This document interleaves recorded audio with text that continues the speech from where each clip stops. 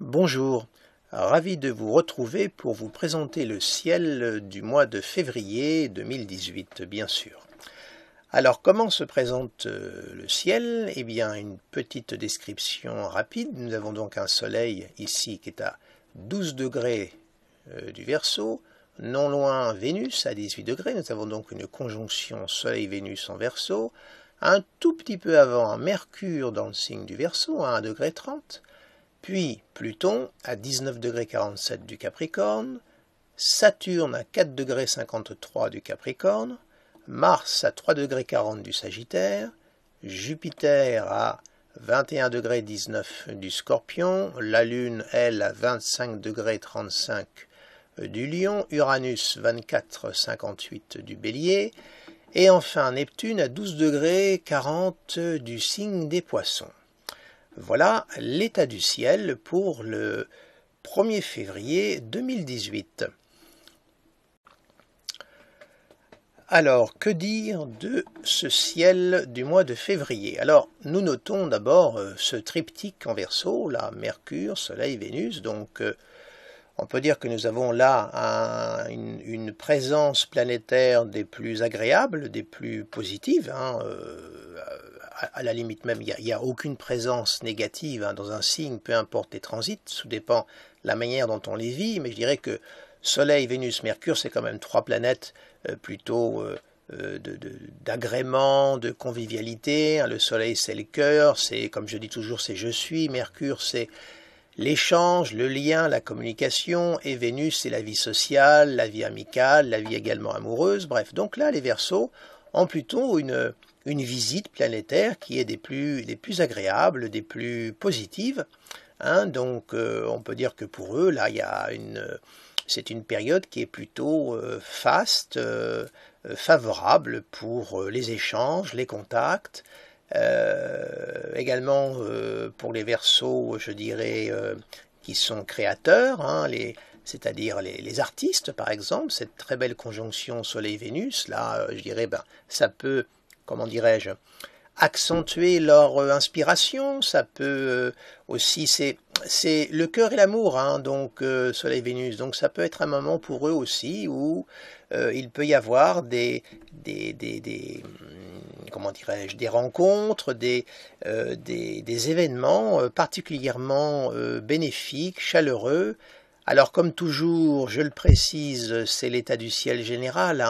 Ensuite, il faut superposer ces positions planétaires dans le thème respectif de chacun pour savoir dans quel secteur ces mouvements planétaires s'opèrent. Là, je suis un petit peu dans le ciel, je dirais, pour tout le monde. Donc ce sont des généralités que je suis en train de vous exposer. Donc pour les Verseaux, temps plutôt agréable. Donc c'est le moment aussi pour les Verseaux de sortir, de prendre des contacts, de communiquer, surtout de ne pas rester replié sur soi. Mais bon, en règle générale, ce n'est pas la tendance du Verseau. Le Verseau, c'est un signe d'air qui a plutôt une tendance marquée à aller de l'avant.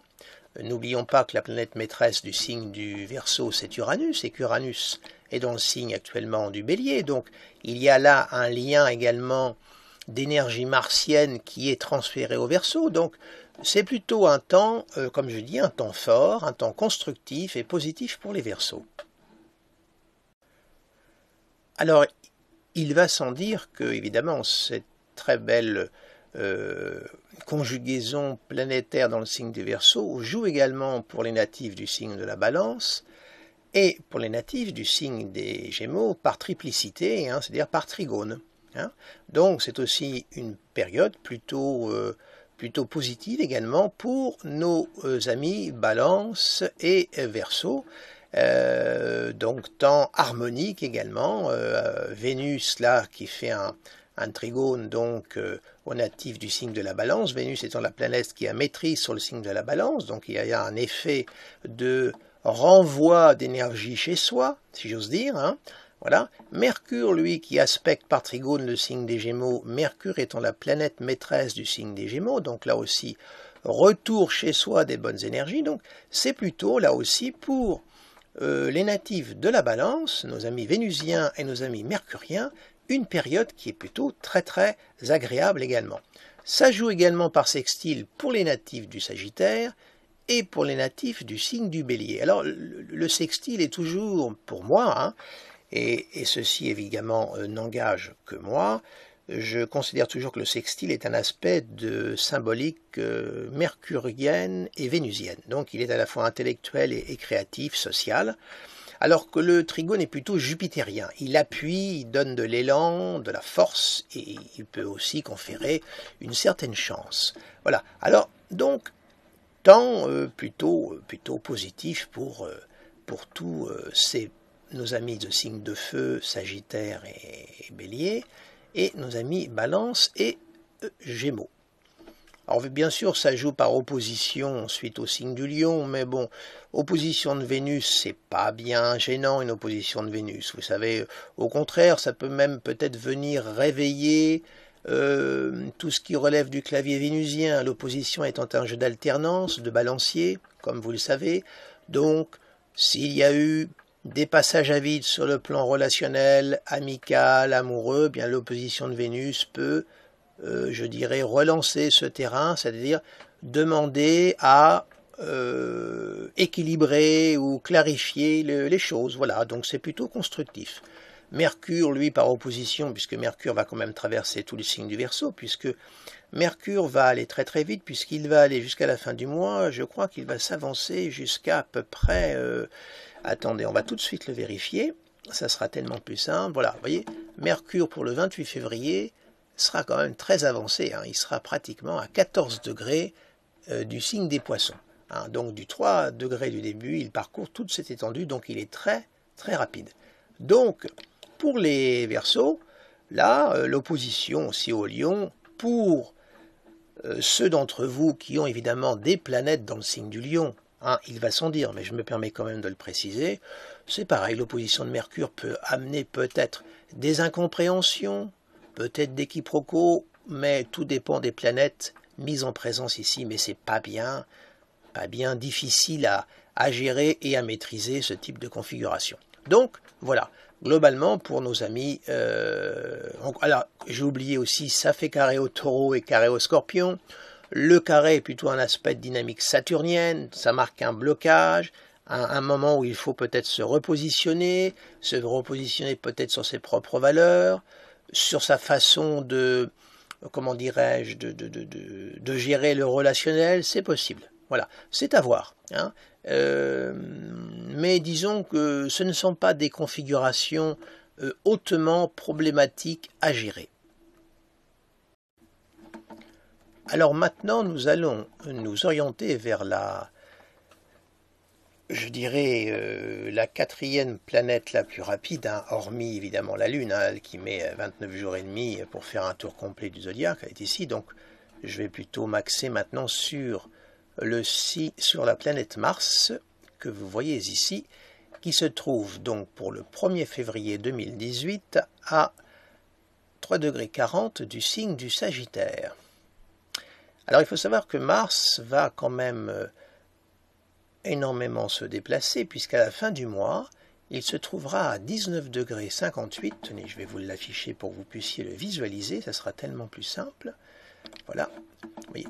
Le 28 février, Mars sera à 19,58 degrés, pour ne pas dire 20 degrés, du signe du Sagittaire. Autrement dit, il va pratiquement parcourir l'étendue des 2 premiers décans du signe. Voilà. De 3,40 degrés, vous voyez, il ira jusqu'à 19,58 degrés, pour ne pas dire 20 degrés du signe du Sagittaire. Alors, que dire de la présence de ce Mars dans le signe du Sagittaire? Alors, Mars, qui est une planète de feu, se trouve à être dans un signe de feu, et pas des moindres, le signe du Sagittaire, qui a pour planète dominante, maîtresse, autre que Jupiter. Alors, un Mars donc en Sagittaire, c'est un Mars qui est plutôt débridé, qui tend à prendre, je dirais, de l'amplification. Il est, je dirais, dans un signe d'éléments compatibles. Hein. Donc c'est un Mars plutôt dynamique. Un Mars, on va dire, très offensif, au service de Jupiter. Et là, on peut même dire qu'il y aurait une sorte de réception mutuelle. Pourquoi? Parce que nous avons Jupiter, que vous voyez ici, qui a donc maîtrise sur Mars puisqu'il siège actuellement dans le signe du Sagittaire, ce Jupiter donc ici qui est en Scorpion, et étant en Scorpion, il est aussi sous la maîtrise de Mars. Parce que n'oublions pas qu'avant de découvrir les planètes transsaturniennes, la planète qui avait maîtrise sur le signe du Scorpion n'était autre que Mars. Depuis, Pluton est passé devant, mais n'oublions jamais aussi la maîtrise de Mars sur le signe du Scorpion. Sa première maîtrise étant toujours le signe du Bélier, il est vrai, mais tout de même, il agit également sur le Scorpion. Donc vous voyez, il y a chacun est chez soi, chez l'autre, si je puis me permettre. Voilà. Comment dirais-je, Jupiter accueille Mars et Mars accueille Jupiter. Donc Mars en Sagittaire va être un Mars très offensif, très dynamique. Au service de Jupiter, ça veut dire que là, les natifs du Sagittaire sont dans une période plutôt d'extériorisation, une période active, une période durant laquelle les questions peut-être juridiques, des questions liées aux valeurs, à la justice, peuvent peut-être être au cœur de leurs préoccupations.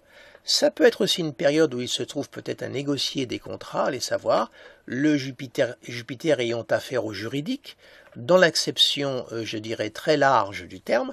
Donc, voilà, temps plutôt actif, plutôt fort, un Jupiter qui se déploie. Alors évidemment, Mars, c'est tout de même la planète de l'action, c'est le dieu de la guerre dans la mythologie, ce qui veut dire qu'il faut tout de même savoir maîtriser son ardeur, ne pas se laisser trop emporter par la fougue jupitérienne, surtout que là nous constatons, évidemment là c'est pour le 1er février, qu'il y a tout de même un sextile Mars-Mercure, donc quelque part on peut dire que la parole peut être prompte, il peut y avoir de la réactivité dans l'air, donc il s'agit de ne pas se laisser trop emporter. Si on arrive un peu à maîtriser la fougue martienne, ça peut être une période pour les Sagittaires extrêmement constructive. Surtout que, comme je vous l'ai montré, il va balayer l'intégralité des 2 premiers décans dans le mois. Alors il va sans dire qu'il va agir aussi de façon active pour les 2 autres signes de feu, à savoir le Bélier, qui est donc aussi le signe qui a pour planète maîtresse Mars, et le Lion, qui est un signe de feu solarien, puisque la planète qui a maîtrise sur le signe du Lion n'est autre que le Soleil que vous voyez ici. Voilà. Donc, il joue par triplicité de feu, trigone, à ces 2 confrères de même élément. Donc là aussi, temps plutôt actif, plutôt dynamique pour nos amis Bélier et Lion. Là aussi, reste à savoir dans quelle maison cela se passe, et la présence aussi des planètes dans ces signes. Voilà. Parce que toute planète qui va recevoir le trigone de Mars va être particulièrement activée. Elle va être un petit peu sur la braise. Elle va avoir le feu au talon. Voilà. Donc, c'est à chacun de voir les planètes qui sont, je dirais, touchées par cette configuration par trigone. Évidemment, pareil pour nos amis Sagittaires, tout dépend de la planète, de la présence des planètes ici sur les 2 premiers décans. S'il y a des positions solaires, le transit de Mars sur le Soleil est toujours un transit très actif. C'est un moment où c'est vrai que la patience n'est pas toujours le fort de Mars. C'est pas vraiment sa première qualité, la patience. Donc, il peut y avoir des emballements. Dans le signe du Sagittaire, avec Jupiter qui travaille en toile de fond, ça peut amplifier. Donc là, attention, amis Sagittaires, de ne pas, là aussi, je vous renouvelle à nouveau ce conseil, essayez un petit peu de bien maîtriser votre monture. Voilà. S'il y a une présence lunaire, là aussi, personne qui aurait la Lune en Sagittaire, le transit de Mars sur la Lune rend particulièrement réactif aux émotions. La Lune, ça régit quand même les sentiments, les émotions, c'est l'inconscient. Donc on peut être à ce moment-là particulièrement émotif et un petit peu plus à fleur de peau. Donc plus réactif. Voilà. Mais tout ceci n'est pas bien catastrophique, je vous rassure. Alors, voilà donc ce que je peux vous dire sur ce Mars présent dans le signe du Sagittaire pour l'instant. Là aussi, Mars en Sagittaire va jouer par opposition avec le signe des Gémeaux, hein. C'est l'axe Sagittaire-Gémeaux. Donc nos amis Gémeaux vont avoir face à eux la présence de Mars. Bon, ça peut créer un climat un petit peu de tension. Bon, le signe des Gémeaux est déjà un signe qui est particulièrement réactif, c'est un signe d'air, hein, particulièrement véloce, extraverti, donc plutôt sensible à un transit de Mars. Donc c'est par opposition, là aussi, jeu d'alternance. Ça peut créer un petit climat de tension, peut-être des moments où la parole va fuser un peu trop vite. Voilà, ça peut aussi donner des petites blessures d'orgueil, hein, pour les natifs des 2 premiers décans des Gémeaux, l'opposition de Mars au Soleil, le Soleil étant le centre, l'ego, Mars en face. Il peut peut-être y avoir des petites blessures d'orgueil ou des moments où on se sent un peu mal à l'aise et un petit peu tendu dans des situations un petit peu électriques. Ce n'est pas à écarter, hein. L'air et le feu, hein, ça fait quand même des étincelles. L'air attise le feu, n'est-ce pas? Donc là, nous sommes vraiment dans l'axe, hein. Signe d'air, Gémeaux, signe de feu, Sagittaire. Voilà. Donc, voilà, mais c'est pas catastrophique, hein, non plus comme aspect. Il faut pas. Vous savez, Mars passe tous les 2 ans, là. Hein, donc, je rassure nos amis Gémeaux. C'est juste. Alors, ça peut être aussi. Cette opposition peut être aussi extrêmement stimulante. Hein, et donner à certains Gémeaux qui hésitent peut-être à passer à l'action, à entreprendre, bien d'entreprendre. Voilà, d'un seul coup, ils vont basculer dans la dynamique martienne et se décider à franchir le pas. Ça, c'est l'aspect aussi positif d'une opposition de Mars. Hein. Mars va jouer aussi évidemment par carré à l'axe Vierge-Poisson, hein, évidemment. Donc, les natifs des 2 premiers décans, Vierge et Poisson, vont être concernés par ce transit de Mars. Donc, je dirais que là, Mars, comme le carré étant donc, comme je vous l'ai dit, de dynamique saturnienne, ça peut marquer un petit temps de nécessité de revoir un peu les choses pour les natifs de la Vierge, qui sont plutôt pointus, très soucieux du détail. Mars ne peut qu'accentuer cet état, donc attention natifs de la Vierge de ne pas vous montrer trop pointilleux au point d'arriver à vous placer dans un climat de tension, voire peut-être de contrariété avec vos interlocuteurs. Faites attention de ne pas être trop excessif dans votre souci de toujours faire très bien, ce qui est tout à votre honneur, mais attention de ne pas aller trop loin là, parce que ça pourrait vous mettre dans des situations de brouille, effectivement, ça pourrait mettre de l'électricité dans vos rapports. Hein. Donc, essayez tout de même de prendre sur vous. Alors, pour les poissons, il va y avoir une période surtout où il faudra faire attention. C'est quand Mars va s'arriver au carré de Neptune. Ça sera à l'entour du 15-16 février, hein, puisque le pas journalier, le pas de Mars, c'est à peu près 1 degré tous les 2 jours, à peu près. Donc, on va voir j'ai fait le thème de l'ingresse du 18 février, où le soleil va rentrer en poisson. Vous voyez, le 18 février, Mars sera à 14 degrés du Sagittaire, donc dans l'orbe du carré de Neptune qui est à 13 degrés. Bon, il y aura même Vénus à ce moment-là. Voyez. Alors, qu'est-ce que ça veut dire, ça? Ce carré Mars-Neptune. Attention aux actions qui vont être menées. Ça peut apporter de l'imprécision à ce qui va être entrepris. C'est aussi l'aspect un petit peu du coup d'épée dans l'eau. Attention à ce moment-là, aussi méfiez-vous de ne pas vous laisser emporter par vos émotions, parce que Neptune, c'est les émotions. Ce n'est pas la partie rationnelle qui est gérée par Neptune, donc méfiez-vous de ne pas vous laisser emporter, hein, au point de déraper, parce que là c'est vraiment l'aspect du dérapage. Hein. Donc prudence durant cette traversée-là et cette dissonance.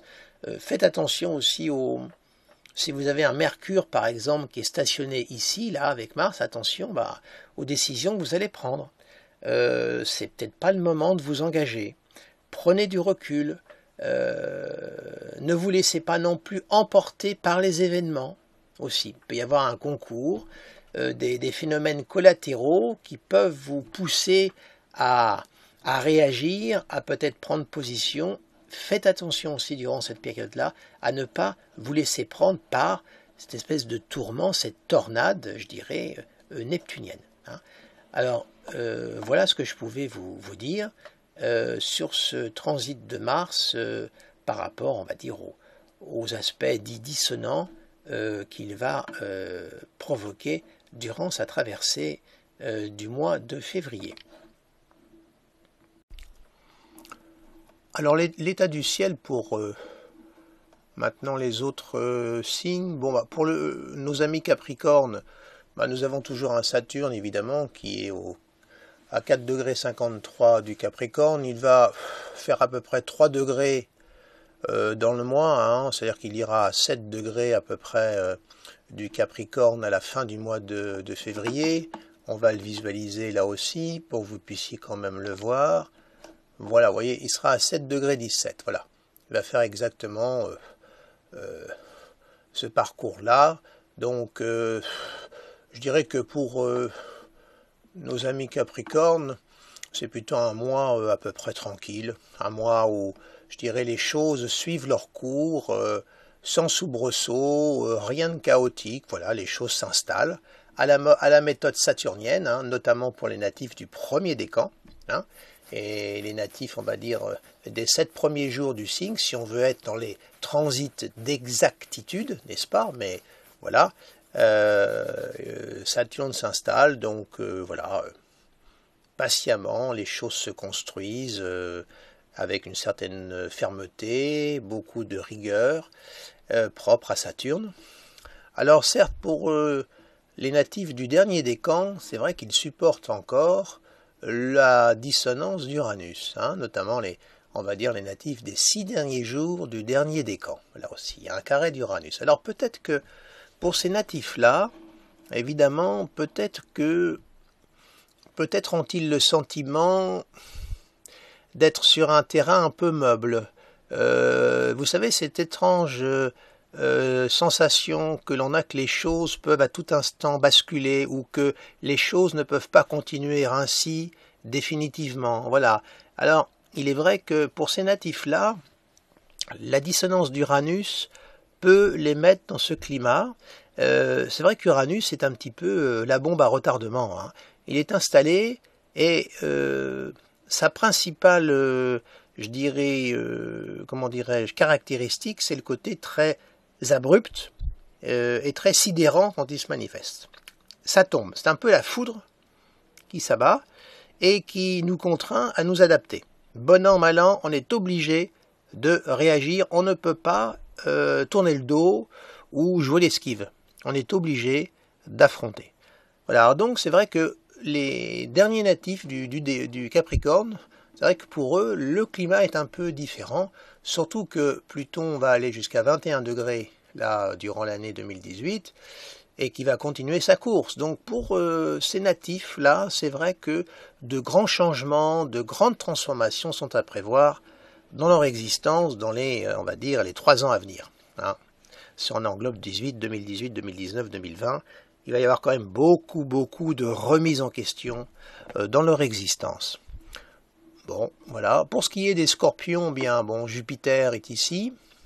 Il va avancer jusqu'à à peu près 23 degrés à la fin du mois. Là aussi, nous allons visualiser. Vous voyez, 23 degrés.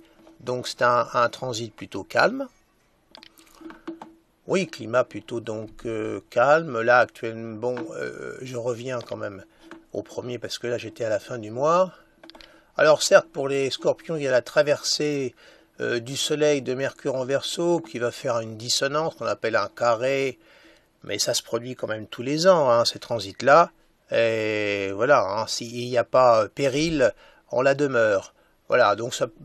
Alors ce Mercure-là qui va faire carré, ça peut entraîner des petites incompréhensions, ou le moment où peut-être les natifs du Scorpion n'auront pas forcément trop envie de communiquer. Voilà, ils maintiendront une distance. Bref, bon. Mais il n'y a rien de bien notable à indiquer pour les amis Scorpions. Hein. Voilà, en dehors de ça, non, je ne vois absolument rien d'autre à signaler.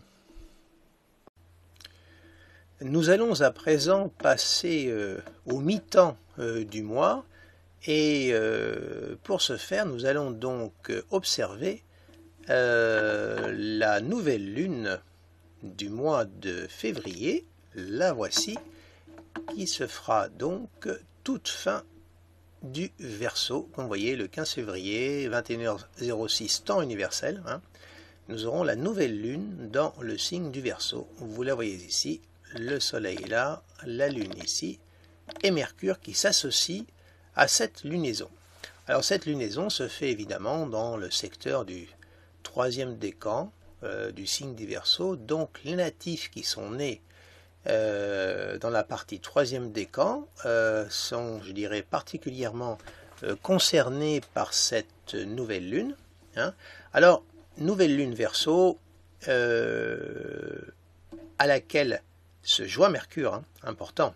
Donc ça valorise grandement Mercure, et Mercure, qu'est-ce que c'est? C'est la communication, c'est l'intellect, c'est tout ce qui est lié aux échanges, aux voyages, ce qui concerne les affaires, ce qui concerne aussi l'écriture, pour les gens qui mènent des activités d'écrivain ou qui ont un projet de livre en route, eh bien, notamment pour les Verseaux, mais ça joue aussi pour les natifs du Verseau, du signe des Gémeaux, d'autant plus que Mercure est touché et que Mercure est la planète des Gémeaux, donc ça joue aussi pour eux, ça joue pour les natifs de la Balance également par trigone, hein, également pour les natifs du Lion par opposition, et pour les natifs du Sagittaire par sextile, pour les derniers décans, toujours des signes, et les natifs du Bélier également dernier décan. Et là en plus nous voyons que cette nouvelle lune est au sextile d'Uranus et qu'Uranus a précisément maîtrise sur cette nouvelle lune puisqu'elle se fait dans le signe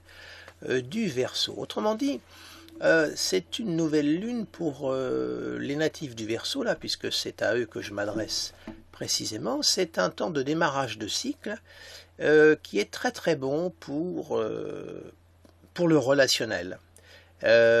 Pour les négociations, pour commencer un projet, si c'est un projet d'équipe, c'est excellent, c'est le moment de démarrer quelque chose, il ne faut pas hésiter, il faut vraiment être dans l'élan uranien. Uranus est une planète qui va de l'avant, c'est l'avenir, Uranus c'est le futur, donc là c'est le moment pour les natifs du Verseau de se lancer, de s'ouvrir vers un projet, si ces natifs-là l'avaient remis chaque jour, au lendemain, pour X raisons, hein, peu importe, c'est le moment de le démarrer.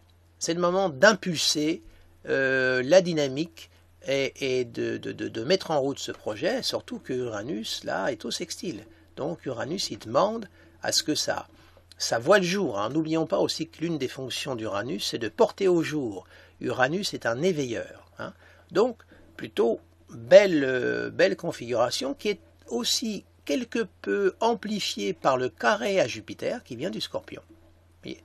Jupiter là qui est à 22 degrés, donc il est dans l'ordre quand même du carré, donc il joue, hein, il vient également amplifier. Alors, autre aspect de cette configuration évidemment pour les natifs du Verseau, s'il y a des problèmes juridiques qui sont restés en suspens ou des problèmes liés à l'administration, à la justice ou tout, là, attention, avec le démarrage du cycle de la nouvelle lune, ces questions-là pourraient être à l'ordre du jour. Hein. Alors là aussi, il faut voir dans quel secteur du thème ça se passe et les planètes qui sont également mises en résonance. Mais tout au moins, cette configuration en analyse pure, telle que je la fais là, peut aussi relancer des questions de cet ordre. Hein. Donc là, vous verrez bien. Hein. Il se peut très bien qu'il n'en soit rien, mais tout au moins, il y a quand même Jupiter qui vient apporter sa touche et sa valeur, je dirais, d'amplification. Et puis, il y a le côté aussi très remise en ordre des choses de Jupiter, ce côté très conservateur qu'a aussi Jupiter. Hein. Voilà, il ne faut pas l'oublier. Donc, voilà, une information que je tenais à vous dire. Voilà, c'est plutôt une belle lunaison, je trouve, elle est c'est une lunaison qui va de l'avant, pardonnez-moi de me répéter, très dynamique, c'est un signe d'air, le Verseau, Ça peut être un moment aussi où il peut y avoir une idée pour les Verseaux. Eureka, j'ai trouvé. Un moment,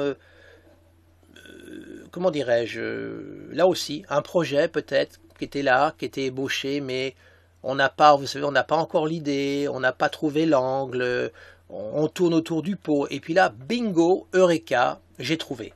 Ça y est, je sais quelle direction je vais prendre. Uranus. La ligne est tracée et je démarre. Voilà. Très bon pour tout y est. Hein. On a à la fois le conscient, l'inconscient et Mercure qui fait le lien entre les deux. Très belle nouvelle lune, je trouve. Elle est vraiment très, très intéressante. Donc, elle joue, donc, comme je vous l'ai dit, par sextile avec les signes de feu, par trigone avec nos deux amis, signes d'air. Donc, lunaison extrêmement fertile et très belle. Alors, nous allons maintenant passer à l'ingresse du Soleil, c'est-à-dire l'ingresse, c'est quand le Soleil se trouve à 0 degré du signe, c'est-à-dire la transition, là, en la circonstance du Soleil qui va quitter le signe du Verseau pour entrer dans le signe des Poissons. Alors voilà donc l'état du ciel, voilà, vous voyez, le Soleil se trouve à 0 degré du signe du Poisson pour le 18 février, 17h25, temps universel. Voyez. D'où le fait qu'il est toujours très important de dresser sa carte du ciel, parce que si vous prenez les dates données dans les horoscopes des magazines, on vous dira que le Poisson commence le 19 février, même il y en a même qui vous mettent des fois carrément le 20 février. Hein. Là, pour 2018, nous voyons, excusez-moi, temps universel, le 18 février, 17h25, là, le Soleil entre dans le signe des Poissons. Alors, rapidement, là, hein, l'état du ciel, je ne vais pas m'apesantir énormément sur le sujet, mais c'est important puisque le Soleil va changer de signe tout de même, hein, dans le courant du mois de février. C'est important puisque le Soleil, c'est quand même le centre, c'est le centre de notre système solaire. Tout s'organise autour de lui et analogiquement, il symbolise notre cœur, notre rayonnement, notre conscience et la pulsion de vie. Voilà, donc d'un Soleil Verseau, signe d'air, Uranus, nous passons à un Soleil Poisson, signe de Neptune, signe d'eau. C'est un tout autre monde qui se présente. Voilà. Donc, nous avons à côté du Soleil Mercure, nous avons une conjonction Soleil-Mercure, voyez, donc Mercure, depuis la nouvelle lune que nous avons vue là, hein, le 15, Soleil-Mercure se suivent, hein, donc ça valorise les valeurs mercuriennes, les valeurs donc de la pensée, de l'échange, de la communication, ce qui concerne aussi particulièrement nos amis Gémeaux, mais également les natifs de la Vierge, hein, puisque le Mercure a maîtrise sur ces deux signes. Hein. Même si on tend maintenant à supplanter Mercure au profit de Cérès pour la Vierge, mais n'oublions pas tout de même la maîtrise de Mercure sous le signe de la Vierge. Voilà. Donc, alors, évidemment, Soleil-Mercure là passe dans le signe des Poissons. Donc là, on bascule dans un monde qui est beaucoup plus un monde lié à l'émotion, lié à l'intuition, lié davantage, comment vous dirais-je, à un élan, je dirais, sensible et pratiquement presque communautaire, mais communautaire dans le sens d'une acception mais extrêmement large, voyez, voilà. On bascule dans le monde d'une pensée magique, hein. Donc on est plutôt dans un monde où on n'a pas forcément toujours les pieds sur terre. Donc c'est une très belle configuration, là, Soleil-Mercure, hein, Neptune, pour travailler l'intuition, travailler les états intérieurs, les états modifiés de conscience, et j'en passe, et j'en passe. On est dans ce monde-là. C'est pas un monde d'incarnation, le monde de Neptune, c'est tout le contraire. Ce sont les profondeurs océanes, n'est-ce pas? Voilà. Donc, nous allons donc entrer, nous franchissons le cap, nous plongeons, en fin de compte, dans l'océan de Neptune, à partir du 18 février 2018, 17h25. Voilà, nous voyons une belle conjonction Vénus-Neptune. On dit que Vénus est exaltée dans le signe des Poissons. Pourquoi? Eh bien, moi, je vous expliquerai ça par le recours au mythe, puisque lorsque Ouranos a été émasculé par son fils Chronos, et que les attributs d'Ouranos ont été jetés à l'océan, de l'écume donc de l'océan, donc de Poséidon, est née Aphrodite, donc Vénus. Voilà.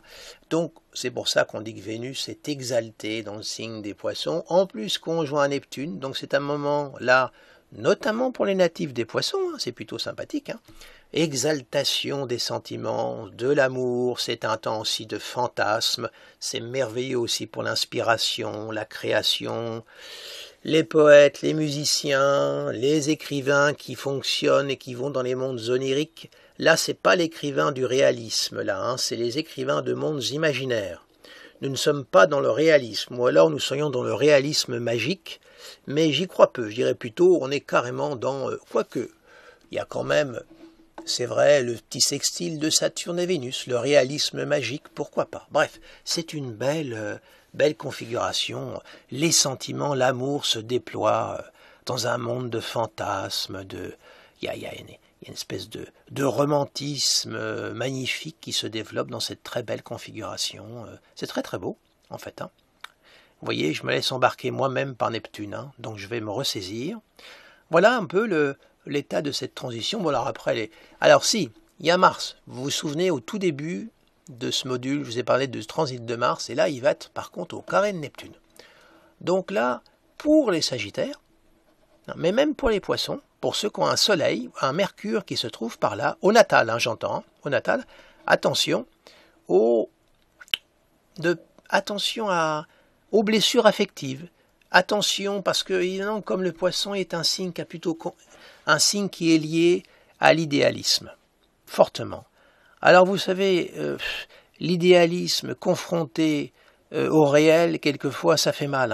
Hein, comme le disait Lacan, le réel c'est ce contre quoi l'on se cogne. Hein. Et en ce qui concerne le réel en ce moment, avec le Saturne qui est rentré en Capricorne, je peux vous dire qu'on n'a pas fini de se cogner contre. Et ça fera peut-être pas de mal d'ailleurs. Mais tout dépend évidemment de quel côté on va se trouver.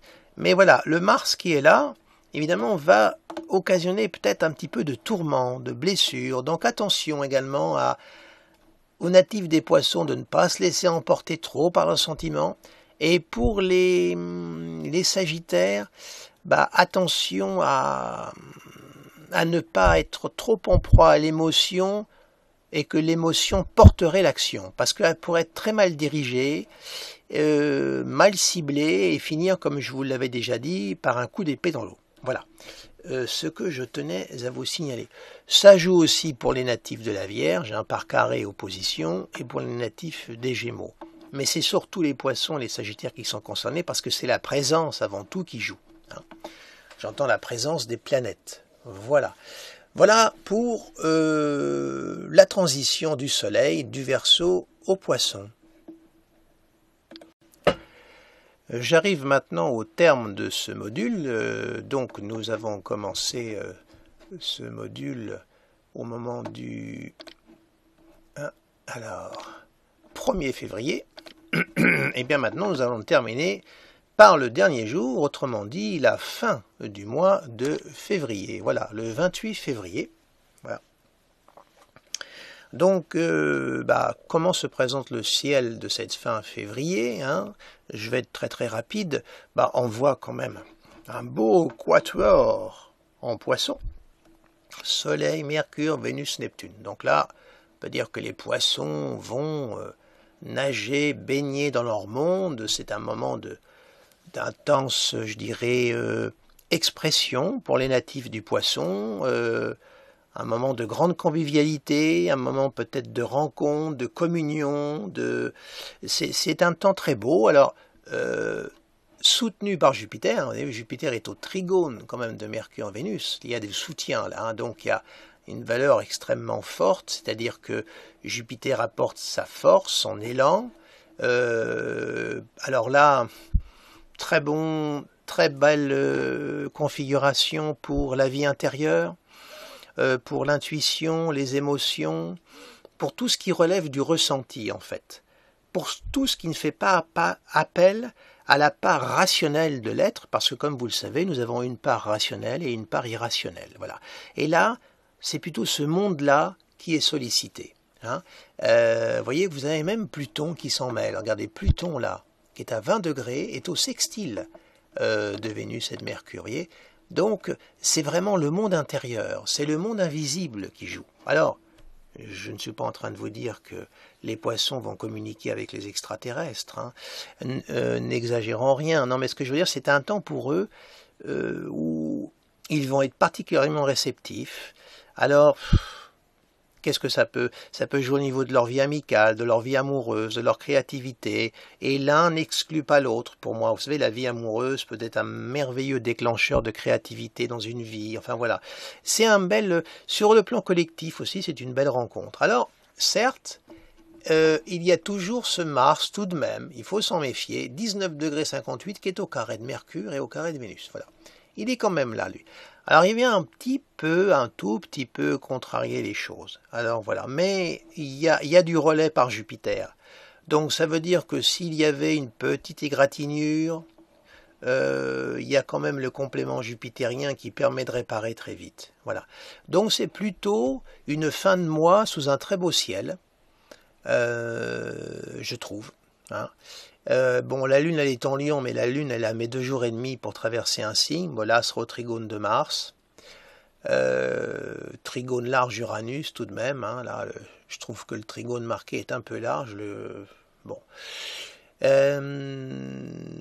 L'ordre de carré à Jupiter, oui, mais bon, je ne vais pas m'attarder sur la Lune, là, parce que comme elle se déplace très très vite, hein, 1 degré toutes les 2 heures, donc je ne vais pas m'amuser à l'interpréter pour... le temps que j'ai indiqué, qui est un temps universel, ça serait inexact. Voilà, donc on termine le mois de février par un très beau ciel, je trouve. Hein, un ciel de communion, un ciel très, allez, allons-y, très spirituel. Voilà. Ça, alors n'entendez pas spirituel dans l'acception religieuse. Un spirituel, c'est ce qui vient du cœur, ce qui vient de l'âme, pour moi. Voilà, c'est bien ça. Vient contrebalancer notre époque un petit peu trop raide et rugueuse, je trouve. Voilà, ici s'achève donc ce module vidéo pour le mois de février. J'espère avoir suscité votre intérêt. Je reste toujours ouvert à vos commentaires. Et je vous dis à très très bientôt. Au revoir.